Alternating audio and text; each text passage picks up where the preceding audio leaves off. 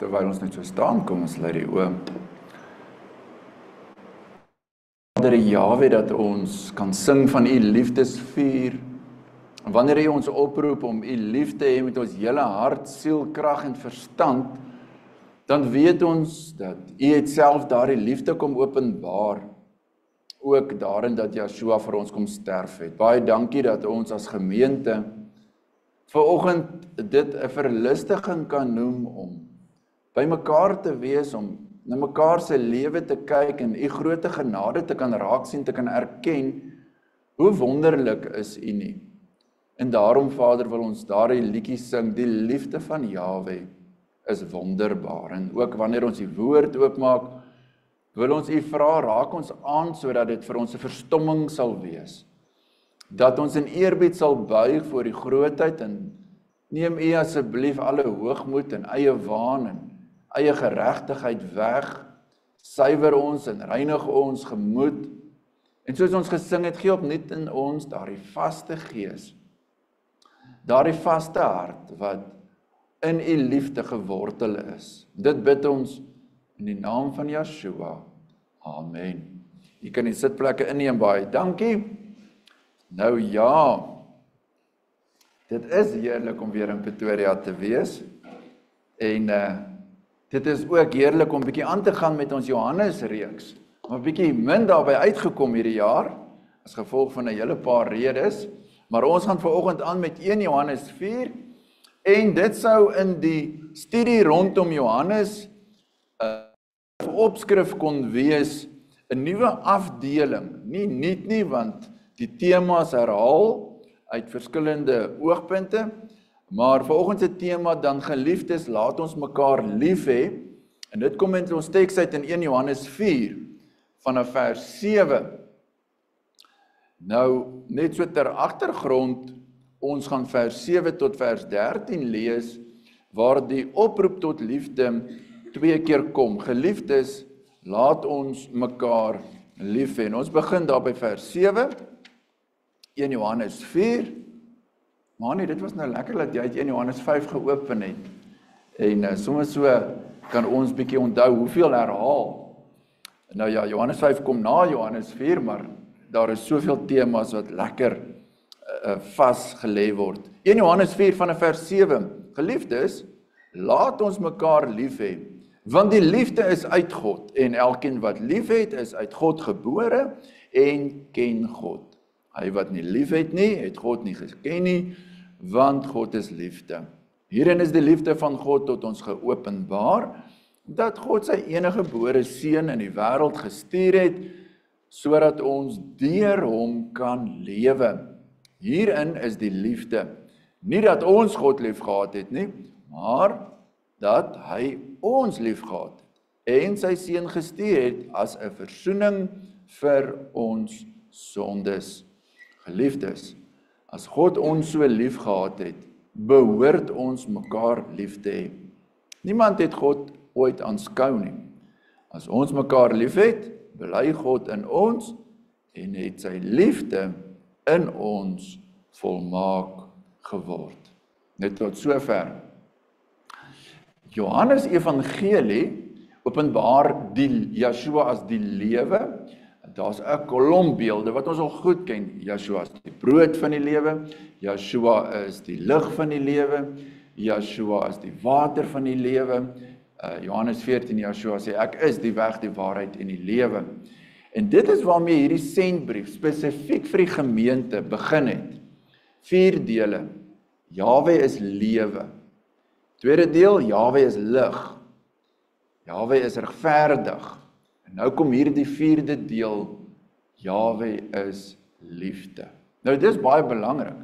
As 'n mens liefde probeer isoleer, en jy het so 'n gebrekkige definisie van wat jy graag in liefde sou wou inlees, en ek gaan na die teks toe, en jy lees God is liefde, dan kry jy nou maar eintlik 'n verskoning om te doen wat jy wil in die lewe, want God is liefde. Maar dis nie hoe die evangelie geskryf is nie. Inteendeel, in hierdie gedeelte, is daar angswekkende openbaring tussen liefde en nie in die liefde nie. Ek bedoel, die grootste oordeel staan in hierdie teks wat ons nou net gelees het. So dit is nie 'n 'n humanistiese hoofstuk nie. Dit is baie belangrik en ek sal net weer sê. As ons in 1 Johannes mooi kan onthou waarmee ons begin, so net so vinnig terugblaai daar in hoofstuk 1. In vers 1 het hy gesê dit wat ons van die begin af was en wat ons gehoor en gesien en aanskou het, aangaande die woord van die lewe. Dit is baie belangrik. Ons word so gekonfronteer met die dood elke dag. En die werke van die dood, die werke van die sonde, en die koninkryk van duisternis.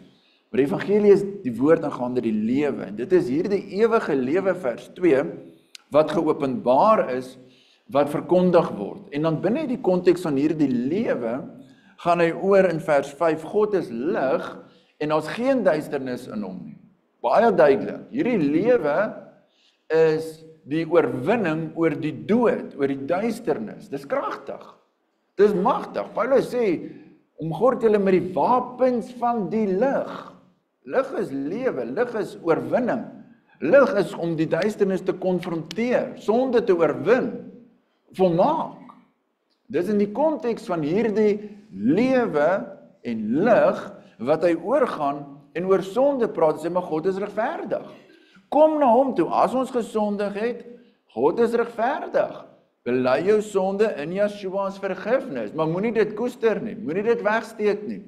God is lewe, hy's lig, hy's regverdig, en binne die konteks van dit, kom hy by hoofstuk 4, hy het dit al in hoofstuk 3 genoem, maar hy brei verskriklik gekonsentreerd uit, God is liefde.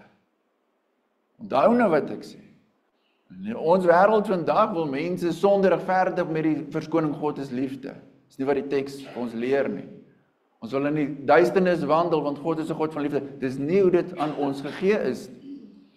Dit kom baie sterk en duidelik na vore. Verstaan die lewe in Yeshua, verstaan die lig, die helder lig van Jahwe, verstaan sy heiligheid, verstaan sy regverdigheid, en dan verstaan jy waarlik sy liefde, wat jou red van die dood, wat geopenbaar is, soos ons dit in die teks lees. Dit is baie kosbaar, en is baie belangrik. Die heel eerste woord in vers 7, 1 Johannes 4 vers 7 in ons geleesde gedeelte is, geliefdes. Nou, ek onthou as kind, dit is maar 'n gemeente, is maar as baie nostalgie dan, die reuk van die gemeentehuis en die mat, en daar's altyd mooi goedjies, van alle eeue nog, enige getroue gemeentebywoner sal vir jou sê, ja, as kind onthou hy die tosseltjies voor by die preekstoel. Dit wat jou gedagtes orals gedwaal het, jy moes geluister het na die preek, en oralster, dit is maar hoe 'n mens is. Nou is daar nou een ding is, van die ou predikant, wat mens kan onthou, as hy so mooi sê, geliefdes. Pas op, laat dit 'n klise word. As baie goed wat maar net nostalgies is. Die aanspreekvorm geliefdes is die inleiding vir die oproep tot liefde. Omdat ons bemin is, kan ons na mekaar kyk uit 'n ander oogpunt. Dit is baie belangrik. Dit is baie belangrik oor hoe sien jy jouself? Wat is jou vertrekpunt?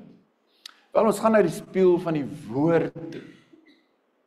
Gister by die jeugmiddag toe sê ek, ons kyk so maklik vir daai spieël in die badkamer en vra, kyk jy vir jouself? Party dink te veel en party dink te min van onsself. Dit is so, party daar voel jy goed oor jouself en party daar voel jy sleg oor jouself.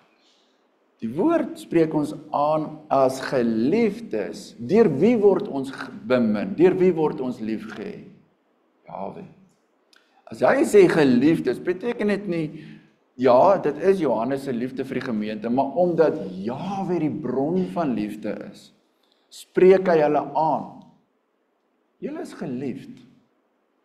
Dit is die absolute beginsel om ander mense te kan lief hê. As jy nie verstaan, as jy die liefde van Jahwe nie in jou hart vir jou koester nie, kan jy nie ander lief hê nie. As jy gaan die toets van liefde dop. Dit is net so.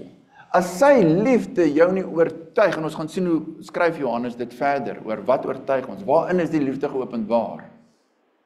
Dit is 'n baie belangrike vertrekpunt. As jy op 'n slegte plek in jou lewe is, as jy regtig sukkel met verhouding, en jy kom agter in introspeksie, iets is nie lekker in my lewe nie. Maak seker of jy weer by die woordjie geliefde gaan stil staan. Weet jy, soos die Hooglied sê, ek is my beminde sin en my beminde is myne. Ervaar jy werklik waar dit wat die woord leer, julle is geliefd?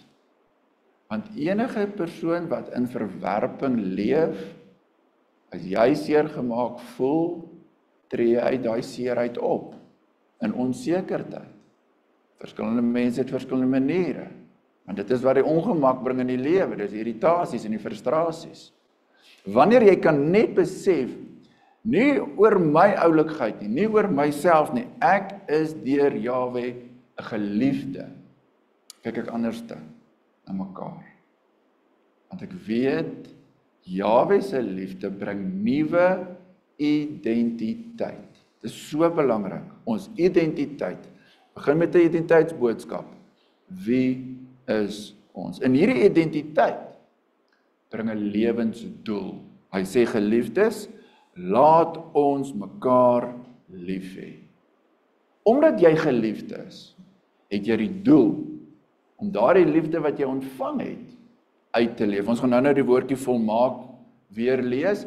Daar's 'n groeiproses. Jahwe stort sy liefde. Hy bewys dit, hy stort dit uit, dit dra in ons lewe vrug en dit word in die gemeente tot sy verheerliking vervolmaak.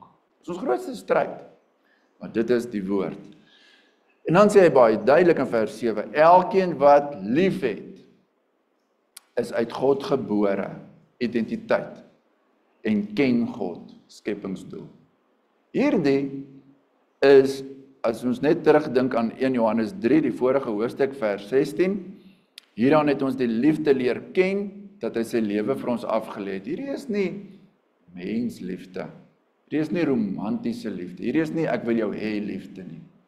Hierdie is God liefde, goddelike liefde.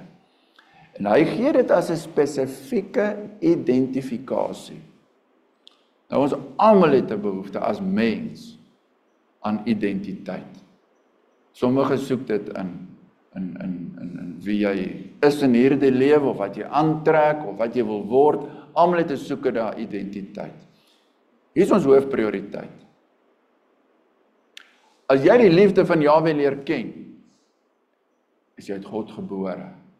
En dit is nie enige ander liefde behalwe hieraan het ons die liefde leer ken, dat hy sy lewe vir ons afgelê het in Johannes 3:16. As dan nou die Johannes 3 vers 16 is wat jy kan memoriseer, dan is dit 1 Johannes 3 vers 16. Hieraan het ons die liefde leer ken, dat hy sy lewe afgelê het. En ons ken Efesiërs 2 wat sê, ons het toe ons dood was, het Jahwe in sy barmhartigheid, ook toe ons dood was, ons in Yeshua laat sterf en lewend gemaak. So wat hy sê, is hy het sy lewe vir ons afgelê, impliseer ons lê ons lewe in hom af, en ons lewe 'n lewe van geregtigheid vir hom. Dis die waterskeiding. Ons het 'n interessante idioom in Afrikaans. Die kaf word van die koring geskei. Dis nou een van 10 talle Afrikaanse spreekwoorde wat direk uit die Bybel uitkom. Maar kom ons gaan gou terug na die konteks. Waar lees ons van die kaf wat van die koring geskei word? Johannes die Doper. So vierige boodskap oor oordeel en vuur. Sy skop is in sy hand. Hy sal sy dorsvloer deur en deur skoonmaak. En hy sal die kaf van die koring skei. Deurdat hy hulle ingooi, as jy dink in die ou kultuur, die dorsvloer was redelik by 'n plek gebou waar haar wind waai op 'n hoogtetjie, plat oppervlakte. Die koring word in die lug gegooi, die plant, die wind waai die kaf weg en die koring val. Nie een keer nie, nie 2 keer nie, 'n lang proses. En so word daar in hierdie lewe onstuimige omstandighede met winde, en elke keer moet die koring die toets van liefde deurstaan. Dis waar die koring en die kaf geskei word. Wie is uit God gebore? Hulle wat Yeshua se sterfte en opstandingsliefde leer ken het. En self in hom sterf, en self vir hom lewe, en self laat ons mekaar lief hê. Dis waar die kaf en die koring geskei word. Dis die verskil tussen Israel en Israel. Albei is koringplant, die een is kaf, sonder vrug. Matteus 25. Ek het honger gehad, julle het my nie te ete gegee nie. Ek was dors, julle het my nie te drinke gegee nie. Ja, maar wanneer was u dors en wanneer het ons u nie iets te ete gegee nie? Sover julle dit aan die geringste gedoen het of nie gedoen het nie, het julle dit aan my gedoen. Dis die toets, dis die waterskeiding. Dis waar die kaf en die koring geskei word vir tyd en vir ewigheid. Totale twee verskillende eindbestemmings vir ewig. Die liefde, die toets van die liefde. Wie is uit God gebore? Wie ken God? Vers 8.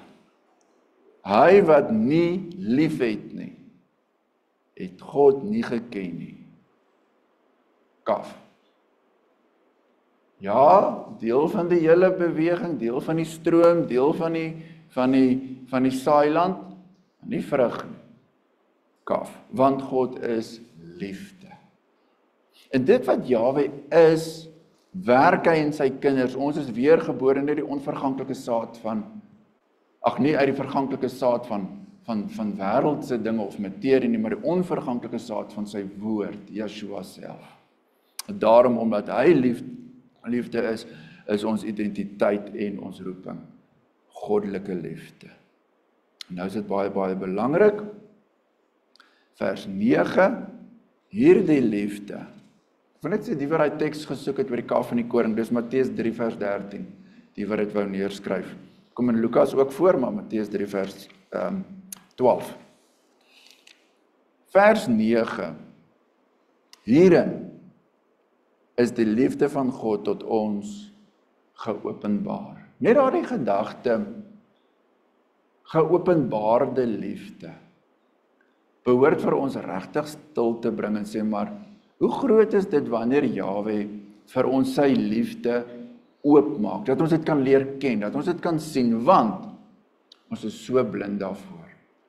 Ons is so blind om raak te sien, Jahwe is liefde. 'n eenvoudige vraag, het jy al ooit in jou lewe gevoel, Jahwe is nie vir my lief nie? Maklik.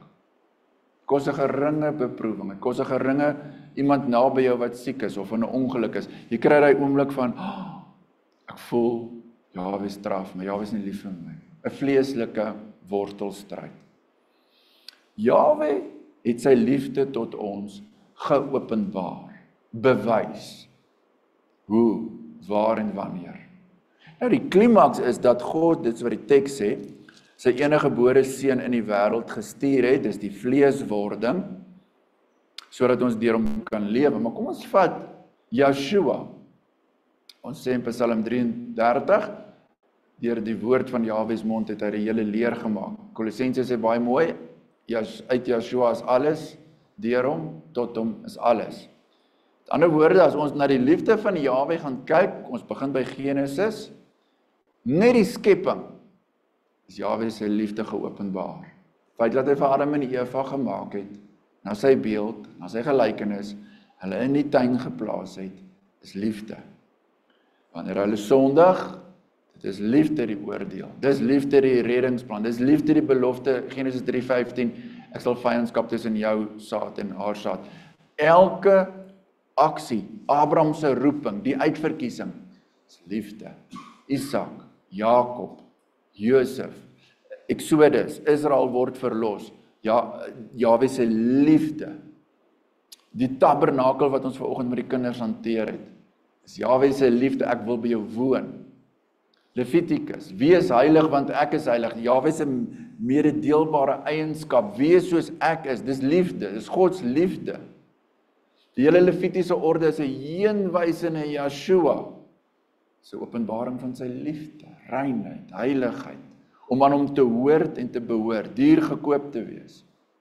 Onthou nou, al die eienskappe van God is lewe, lig en regverdig, is altyd konsekwent saam met die liefde. In die boek Levitikus, in die boek Numeri, as Israel ongelowig is, in die woestyn het Jahwe hulle verdra, ons het dit met Dominee Jaco se oggendstiltes baie weer beleef, Israel se tog deur die woestyn, nog steeds Gods liefde.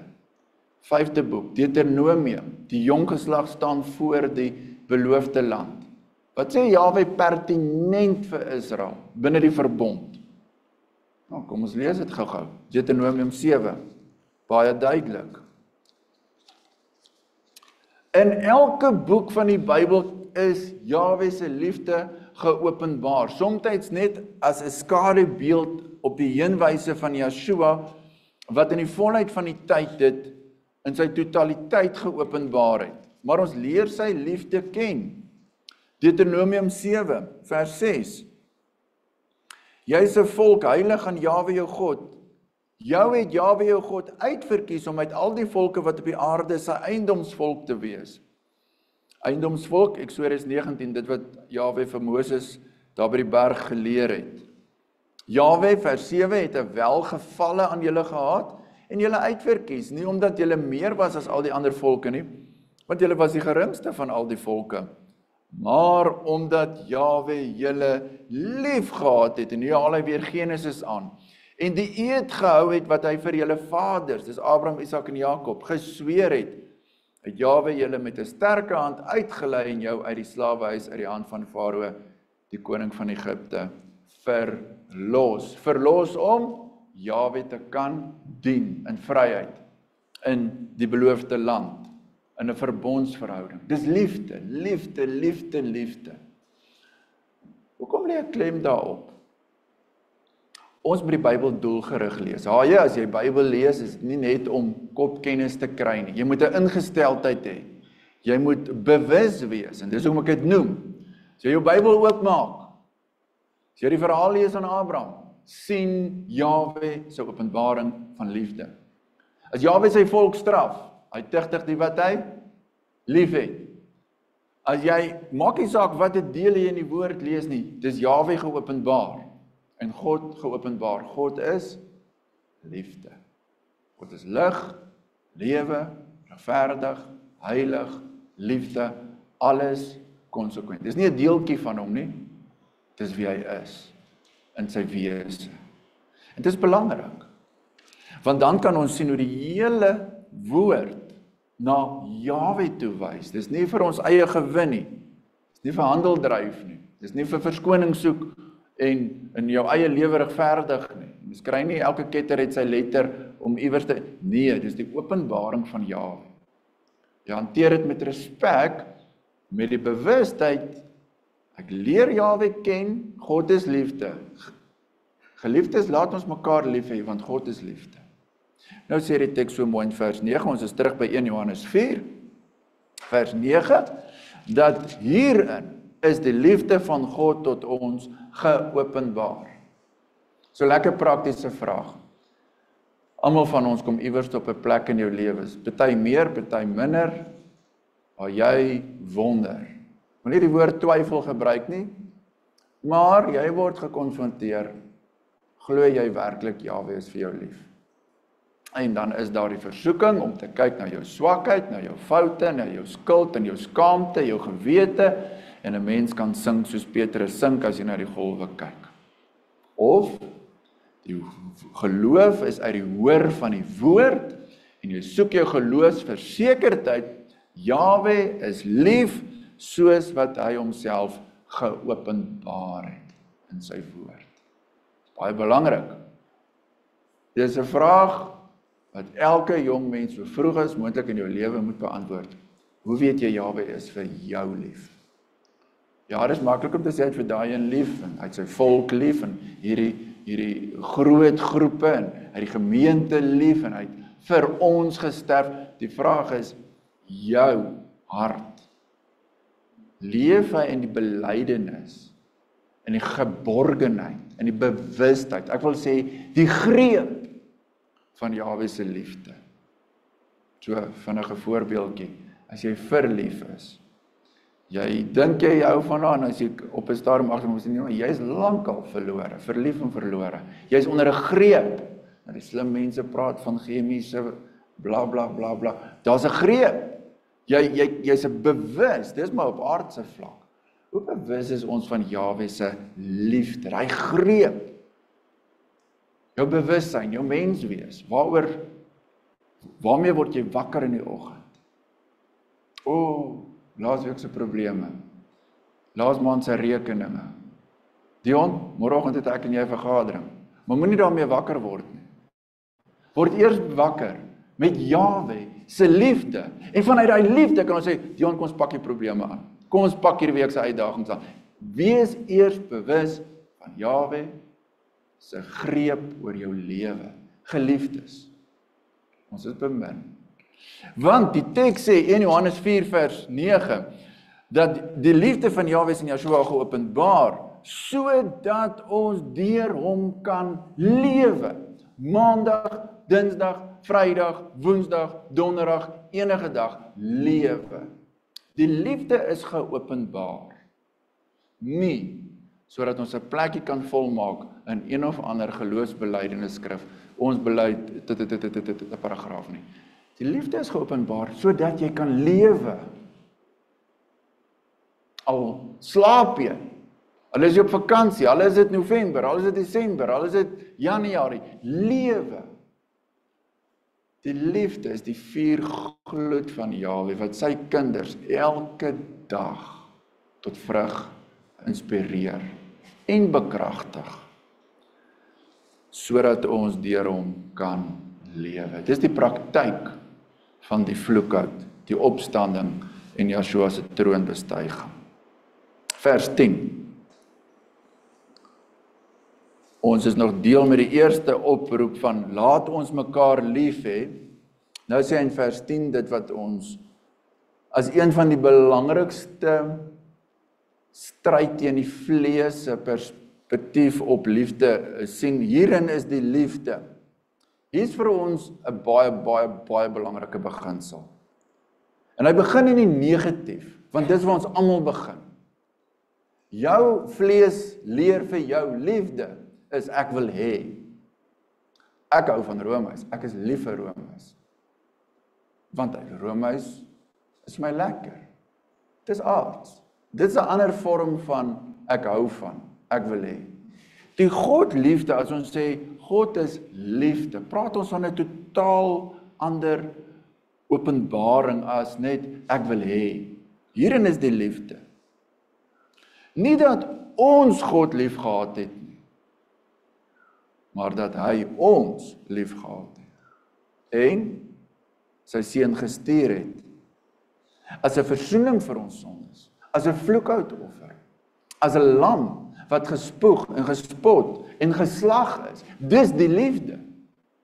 Die onvolwasse, die eerste treetjie wat ons gee wanneer ons tot bekering kom is, ek wil Jahwe, ek wil so goed wandel, ek wil so baie doen vir hom, sodat hy vir my kan lief wees, of lief word. Dis nie wanneer Jahwe jou lief gehad het nie, hy het jou lief gehad toe jy nog sondaar was, toe jy nog gerebelleer het, toe het hy jou lief, sy liefde is groter as ons prestasie. Ja, ons moet geestelik groei, ja, ons moet heiligmaking nastreef, en daar's baie te sê daaroor, maar die beginsel wat jy moet by begin is, Jahwe het jou nie lief gehad toe jy begin het om, soos wat ons in Afrikaans sê, om te kies nie. Want dan lê sy liefde vir jou op hoe goed jy kies, hoe goed jy presteer, en dan faal ons almal. Dan is ons bewus, vandag is Jahwe vir my baie lief, want dit is Sondag, en ek het lang tyd stil gesit, en na sy woord geluister. Môre, toe ek gewerk het, en ander dinge gedoen het, en die hond voor my ingeloop het, en ek geval het, en dinge gesê het, dus Jahwe nie meer vir my lief nie, want ek het nou anders te opgetree. Dis menslik. En dis hoe ons emosie werk. En dis belangrik. Dit moet gemerk word in ons Bybel. Het jy dit al vir jouself uitgeklaar? Jahwe is nie vir my lief net wanneer ek sogenaamd aanmeld om hom te dien nie. Hy het my lief gehad, toe ek in die modderkuil, in die poel van vernietiging, in die sonde was, in die mag van die koninkryk van duisternis, buite Eden. Hy het my lief gehad in voor die grondlegging van die wêreld. Dit bring geloofsekerheid. Dit bring vastigheid.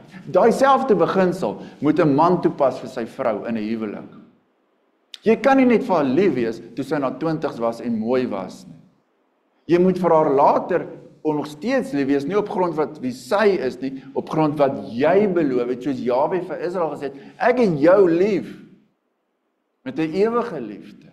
Dis wat ons leer om lief te hê, en dieselfde geld vir die vrou, dieselfde geld vir jou kinders. Jy het nie net lief as hulle goed doen nie, jy het lief uit beginsel uit, soos Jahwe ons lief gehad het, toe ons nie gepresteer het nie. Dit beteken nie liefde keer alles goed, ons het dit mos nou gesê. Maar dis die beginsel van liefde. Die wêreld se advertensie is, omdat jy 'n bate is vir my, omdat ek iets uit jou kan kry, daarom kan ek nie sonder jou lewe nie. Dis totaal afgoderry. Maar wanneer jy sê, al kos hierdie liefde my lewe, al moet ek my eie seun stuur om vir jou te gaan sterf, dis liefde. Wat het die volk vir Joshua teruggegee, toe hy vir hulle sterf op daai moment? Net spot, net ontken, dis die koning van die Jode, of koning van die Jode, dit wat daar in die Bybel staan. Niks erkenning, waarlik, hy is die seun van God. 1 Johannes 4 sê vir ons vers 10, hierin is die liefde, nie dat ons God lief gehad het nie, maar dat hy ons lief gehad het. En dan word dit baie duidelik gekwalifiseer, dat hy sy seun gestuur het. Hy het na sy eiendom gekom, sê Johannes 1, en sy eie mense het hom nie aanvaar nie, maar gevloek het. Hierin is die liefde, en daarom, vers 11, die tweede oproep, die tweede deel van hierdie stukkie, geliefdes, gaan ek eers stop. Wat merk julle op? Waarmee begin hy weer? Voordat hy hulle oproep om mekaar lief te hê, herinner hy hulle. Onthou nou, jy is geliefd. Toets 'n bietjie. As ons woorde vir mekaar het, in 'n huwelik of in wat ook al, voordat ons in die argument ingaan, sê net, kom ons herhaal net gou ons troubelofte. Kom ons dink dit gou weer, hoe lief is ons mekaar. Kom ons herinner mekaar net, weet jy wat, voor ons nou hierdie ding gaan hanteer, ek wil jou net verseker, ek is vir jou lief, en is uit liefde, wat ons saam, tot eer van Jahwe, hierdie probleem gaan oplos. As jy so ver gevorder het, dan is die probleem al klaar opgelos. Want die meeste van ons konflik is, ek kry nie wat ek wil hê nie. En die liefde is prys gee en oorgee. Ja, môre hoor ek weer, as jy ook maar net wil doen wat jy preek. Maar ja, laat ek dit doen. Dit is waar, ons is vlees en bloed. Ons gaan in 'n argument in, met al ons argumente en al ons kietgoed, en al die ou dooie vrotkoeie word weer opgeroep as getuies. Altyd en nooit. Die een koe se naam is mos altyd, en die ander een se naam is nooit. Jy doen altyd dit, en ek doen nooit dat. Leer uit die teks uit, geliefdes, net daai woordjie, jy is bemin, ek is regtig lief vir jou, nie net in woord nie, maar in daad. En dan kan Johannes sê, geliefdes, as God ons so lief gehad het, standaard, sy liefde is die openbaring, dis die standaard, as hy ons so lief gehad het, dan behoort ons mekaar lief te hê. Dis so pragtig. Die openbaring van Jahwe, die geleerde woord is indikatief, wie hy is, word die imperatief, word die, ons moet dit word. As Jahwe iets vir ons van homself leer, is dit sodat ons so kan ooreenkomstig word, of verander, of leer. As hy sê, ek is jou herder, wat impliseer dit? Ons is sy skape, ons moet na hom luister, ons moet na hom volg, ons moet nie vrees nie, hy is ons herder. Net die openbaring, ek is jou herder. Net die openbaring, ek is jou vader. Wat bring dit vir ons? Identiteit. Moenie bekommerd wees nie, ek sorg. En so is dit met die liefde. Die oomblik wanneer Jahwe sê, ek het jou lief, en ek bewys dit, Romeine 5, daarin dat hy vir ons gesterf het, toe ons nog sondaars was, dan roep dit jou op om iemand lief te hê, terwyl hy nog teen jou skuldig staan, terwyl hy nog jou skuldenaar is. Dis hoe sy liefde vir ons geopenbaar is. Dis maklik om iemand lief te hê, wat presteer. Dis nie maklik om iemand lief te hê, wat jou toets, wat op jou tone trap, en wat die lewe vir jou moeilik maak. Maar hoe is die liefde aan ons geopenbaar?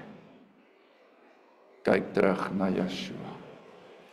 Ons het in die begin gesê, Johannes brief is die eenvoudigste Afrikaans, maar is die wortel van die geloof, dis die fundamente, dis die toets, dis waar die kaf van die koring geskei word. Dis in 1 Johannes 3 het ons gesê, vers 10, 1 Johannes 3 vers 10, ek herinner julle net, hierin is die kinders van God en die kinders van die duiwel openbaar. Waarin? Hoe word die kaf van die koring geskei? Hoe word die kinders van Jahwe en die kinders van die duiwel onderskei? Hy wat die liefde het, hy wat uit God is, hy wat lewe soos Yeshua geleef het. Vers 12 is 'n baie interessante vermaning. Is maar iets wat ons elke week of elke tweede week mekaar moet herinner. Niemand het God ooit aanskou nie.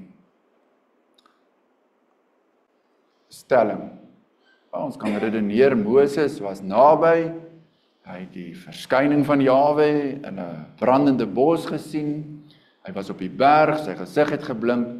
Die feit van die saak is net, dit was soos die Nuwe Testament dit quoteer, dit was die heerlikheid van Jahwe, dit was naby Jahwe, maar niemand, geen vlees en bloed kan hom van aangesig tot aangesig sien en bly lewe nie, dit was die groot vrees in die Ou Testament, maar hulle kon wel die heerlikheid van Jahwe, die engel van Jahwe is die punt.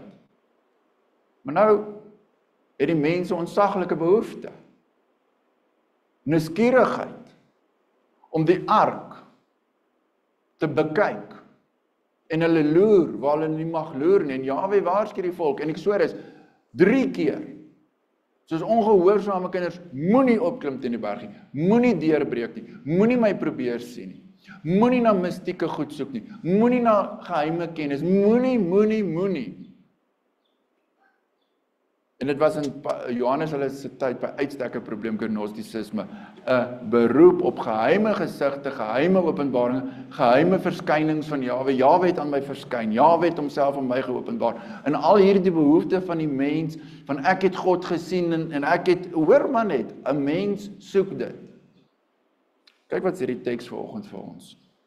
Niemand het God gesien nie. Maar wat het hy vir ons gegee om te doen? As ons mekaar lief het, bly God in ons. Wonderlik. Los die nuuskierigheid en begin lief hê, dan woon Jahwe in jou. Jy het nie hierdie geheime openbaringe nodig wat jou beter maak as ander mense en meer spesiaal. Hoekom het die mens daai behoefte? Want hy wil voel hy spesiaal. So eeuwe ding in die laerskool, juffrou het vir my gestuur. Kyk julle, het julle gesien, sy het my geroep om hoof toe te stuur, of kantoor toe, of waar ook al. Party van ons het ons doodgeskrik as jy vir jou naam noem.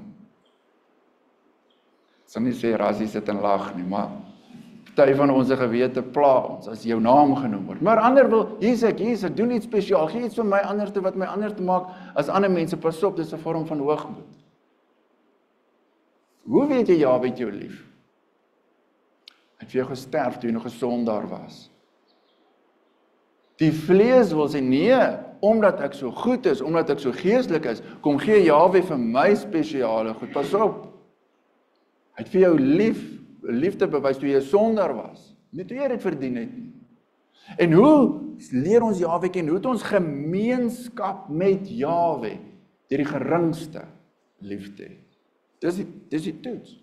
Begeer jy gemeenskap met Jahwe? Die ou Pinksterbindel het 'n liedjie gehad, lei my hoor op die berg, Jahwe, in gemeenskap met U daar. Pragtige woorde, maar wat bedoel jy daarmee? 'n Geheime openbaring van Jahwe, wat jou beter maak as ander?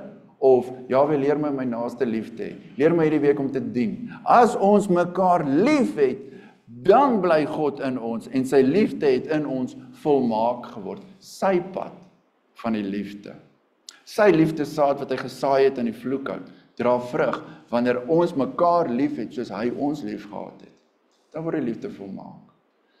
As jy 'n begeerte het na 'n dieper en 'n hoër en 'n geesteliker en noem al die trappe van vergelyking, begin om mekaar lief te hê. In Johannes 14 sê Yeshua baie duidelik vir die disippels, as julle mekaar lief het, dan kom ek en die Vader en hou maak woning by julle. Dis waar Jahwe is liefde. Sy teenwoordigheid is nie hoe mooi die musiek is en hoe mooi die beligting en hoe vol die saal is nie. Sy teenwoordigheid is waar sy liefde geleef word, waar sy kinders gehoorsaam is. Ons sluit dan af vanoggend met hierdie pragtige gedagte. Ek het gister dit met die jeug hanteer. Ek het vanoggend die oggendstilte ook daaroor gemaak. Die Heilige Gees as onderpand. Want hy sê in vers 13, hieraan weet ons, geloofsekerheid, dat ons in hom bly en hy in ons, dat hy ons van sy Gees gegee het. Die Gees as die pand, die bewys van die verbondsliefde.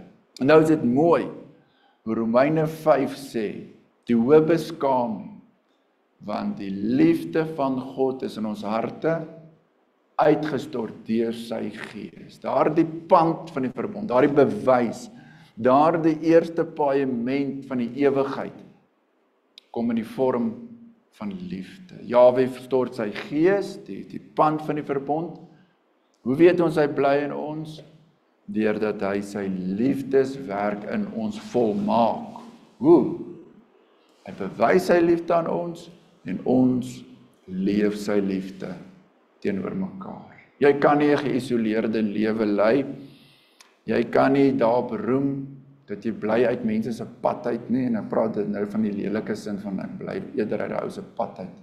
Ek praat nie van 'n verstandige keuse om in vrede te soek. Ek praat van daai lelike ding. Bly net uit my pad uit vandag. Nee, gaan na mekaar toe en gaan dien. Gaan na mekaar toe en was die voete. Gaan na mekaar toe. Soos Yeshua na die aarde toe gekom het, sy troon verlaat het, na die konflik, na sy eiendom. Hy het geweet, hy is nie welkom nie. Hy is in 'n krib gebore. Geweet, hy word in sy eie dorp Nasaret verag. Hy het geweet, daar word geskinder. Hy het geweet, daar word beraadslaag, hoe kan ons hom doodmaak? Sy hele lewe. Dis hoe die liefde bewys is.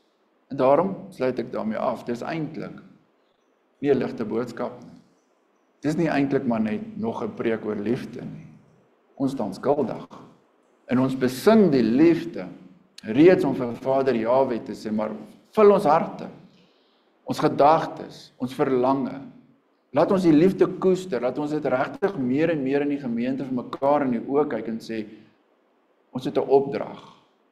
2 keer vanoggend, vers 7 en vers 11, geliefdes, onthou, geliefdes.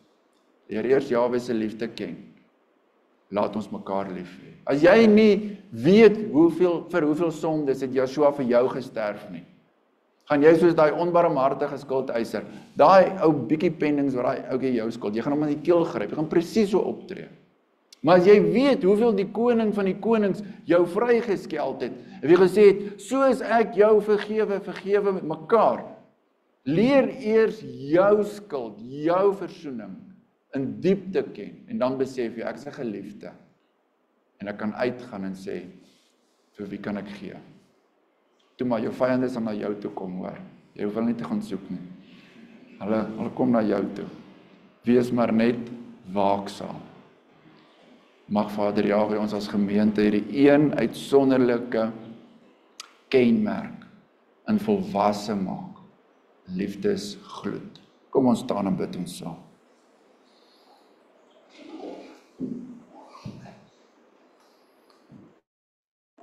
Ons almagtige Vader Jahwe, dankie dat U ons liefhet, dat ons mekaar kan aanspreek as geliefdes. Eerstens omdat U ons liefhet en tweedens uit U liefde omdat ons mekaar kan lief hê. En dankie dat ons in 'n gebroke wêreld en 'n stikkende wêreld kan sien hoe U koninkryk sterker is as die dood. Dankie vir lewe uit die dood. Dankie vir die opstandingskrag van Yeshua, wat vir ons elke dag daardie lewenskrag word om vrug te dra. Ons wil spesiaal bid vanoggend vir wysheid, dat ons in hierdie woord sal groei, dat dit nie maar net nog 'n preek sal wees of mooi woorde, maar dat u evangelie in ons harte veel vrug sal dra.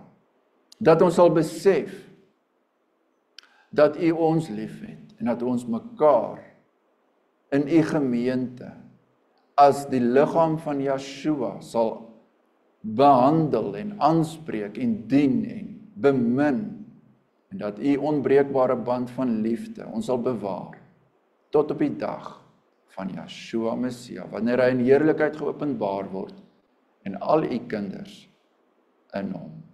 Halleluja. Amen.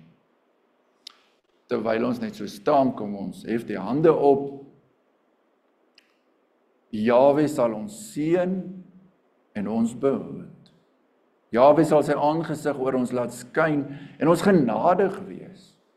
Jahwe sal sy aangesig oor ons verhef en aan ons sy vrede gee in Yeshua deur die krag van die Heilige Gees. Amen.